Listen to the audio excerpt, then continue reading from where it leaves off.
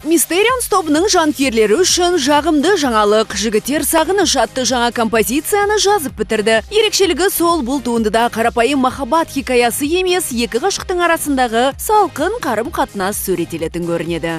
Песня лирическая, но... Бұл лирикалық ән, бірақ жалықтырып жібермейді. Халықты айтады ғой, жылап сықтаған ән деп. Жоқ, бұл ондай ән емес. Қазір лирикалық әннің өзін R&B стилінде билейтіндей қылып жазуға болады. Топтың әншілері әлі ешкім ести қоймаған әннің болашағы жарқын болуы тиіс дейді. Себебі Дильен мырза былай деп ырымдап отыр. Записали в этой прекрасной студии. Музарт тобының керемет студиясында жаздық. Сондықтан бұл әнде Музарттың барлық әндері сияқты танымал болып шығатын шығар деген үміттемін. Жаңа композицияға бейнебаянда түсірілуі мүмкін. Есть планы их снимать. Дәл осы әнге клип түсіру жоспарда бар. Өйткені алдыңғы материал биге билеуге арналған болатын. Жалпы біз кезектестіріп отырамыз. Бір баяу ән, бір билейтін ән дегендей. Енді міне баяу әннің де кезегі келді. Өнер иелері репертуарымызда бас баяғы 24-25 шақты ән жиналып қалыпты. Дегенмен әзірге альбом шығаруға асықпайды. Оның себебін отандық шоу-бизнес нарығында дисктердің сатылмауымен түсіндірді.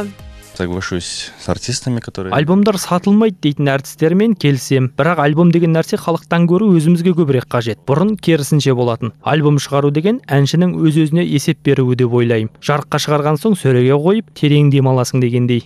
Осылай деп өз-өзін жұбатқан Mysterians жігіттері ештеңеге қарамастан шығармашылықтарын шыңдай беретіндерін жеткізді.